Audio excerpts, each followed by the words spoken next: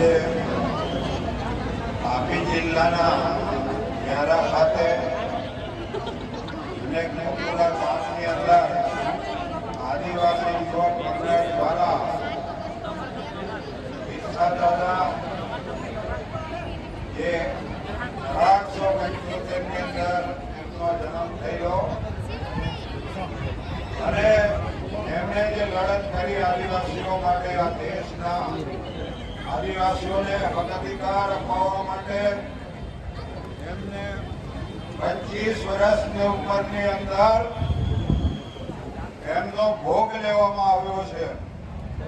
આ દેશની અંદર જે રીતના વ્યવસ્થા ચાલે છે, પહેલા તો અહીં ઉપસ્થિત જે લોકો આદિવાસી સંગઠન ચલાવે છે અને જે લોકો વર્ષોથી ડિમાન્ડ કરે છે કે આદિવાસી લોકોને સત્તા મળવી જોઈએ, સાથે એની વ્યવસ્થા કરવાનો પણ એમને હક અધિકાર મળવો જોઈએ.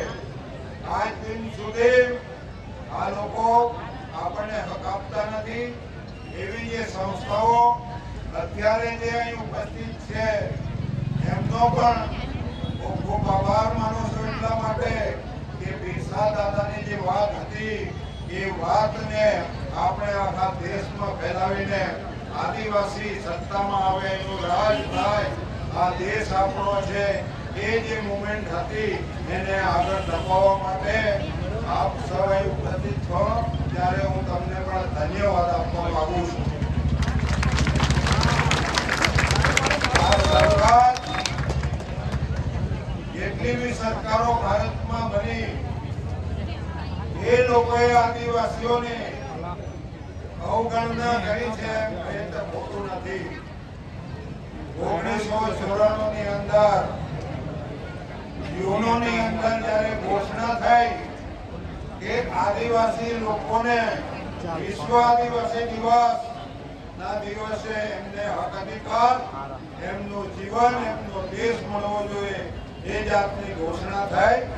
પરંતુ અહીંની જે સરકાર, જે વિરોધ પક્ષના લોકોએ આજે 30 વર્ષ એ ઘોષણાને થવા આવ્યા પછી બી આપણને જાણ નથી કરી, આપણને હક અધિકાર આપવા તૈયાર નથી. એના પ્રતિ ફલિત થાય છે એવી સરકારો સામે આપણે બધી જે સંસ્થા આદિવાસીઓ જુદા જુદા જે અર્થની અંદર લડે છે, આપણો હેતુ બધાનો એક જ છે. એક મંચ પર આવો અને ગ્રામ સભા બનાવીને આપણા જે હક અધિકાર છે એ લેવાની તૈયારી રાખો. હું તમારી સાથે છું. આખા દેશની અંદર ફરીને આ વસ્તુ આપણે બધાને જાણ કરવાની છે. આપણો દેશ છે, આપણી જમીનો છે, આપણી જળ, જંગલ, જમીન એ છીનવાઈ રહી છે. આપણો કોઈ અવાજ સાંભળતા નથી. એવા લોકોને આપણે ચૂકવાની કોઈ જરૂર નથી. આપણે આદિવાસી રાજ કરવાનું છે આપણા વિસ્તારમાં. એ લડત લઈને આપણે ચાલવાનું છે. તો બધાએ એક થવાની જરૂર છે. આપણું શોષણ બહુ મોટા પાયા પર થયું છે અને એ શોષણની સામે લડવા આપણે બધાએ મેદાને પડવાનું છે.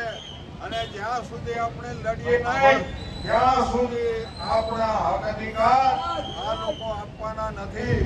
અને આપણે બધાએ એક મંચ પર આવો. કેટલા વર્ષો, હજારો વર્ષથી આપણી પેઢીઓને ગુલામ બનાવી છે, એ પેઢીઓને આપણે સ્વતંત્ર કરવાની છે. कि देश पर मुल्क राज तुम्हारा, इसका मतलब वो नहीं है कि मुल्क तुम्हारा है. जहाँ हमारी हजारों कब्र खोदी गई है वहाँ आपका घर है. इसलिए तुम्हारे सामने हमारी लड़ाई.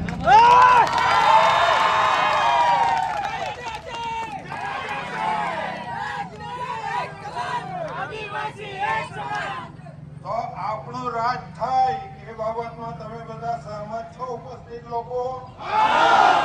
બહુ સરસ. એ રાજ કરવું પડશે, બીજાના ભરોસે કઈ ચાલવાનો નથી. દિન સુધી પાર્ટીઓ બનાવીને જે આપણા પર રાજ કરે છે, આપણા માણસોને, જે આગેવાનો, ધારાસભ્ય, સાંસદ સભ્ય, જિલ્લા પંચાયત તાલુકા પંચાયતના માણસોને એ લોકો ગુલામ બનાવીને આદિવાસી વસ્તીને ગુલામ બનાવી રહ્યા છે, એની સામે આપણે લડવા માટે બધાએ તૈયાર થવાની જરૂર છે. તૈયાર થઈ જાઓ, હું તમારી સાથે છું. અને આપણો આ જે અવતાર છે તેને ફળીભૂત કરીએ. આપણા જે બાળકો છે એને રાજ મળે, એમને શિક્ષણ મળે, એ લોકોને વ્યવસ્થા મળે, એ જાતના પ્રભાવ આપણે આ સત્તા હાંસલ કરીને કરવાના છે. એટલી વાત સાથે હું તમને બધાને ધન્યવાદ આપું છું. ફરીથી જ્યારે આવી રેલીઓ નીકળે અને આ જે દિવસ આવે એ દિવસે બધાએ ડિમાન્ડ કરવાની છે કે અમારા હક અધિકાર આપો, નહીં તો અમે તમારી સામે આંદોલન કરીને લેવા તૈયાર છીએ, નહીં તો સમૂહમાં ભેગા થઈ અને અમે છીનવી લેવા પણ તૈયાર છીએ. એ જાતની તૈયારી આપણે બતાવવી પડશે. એ વાત સાથે હું વિનમું છું. જય આદિવાસી. જય આદિવાસી. જય આદિવાસી. देखो देखो कौन आया, आदिवासी से आया. देखो देखो कौन आया, आदिवासी से आया. સારું, આ સુંદર પણ આપણા ગામે માટે હતી અને એને આપણે અહીં સારી રીતે પૂર્ણ કરી રહ્યા છે.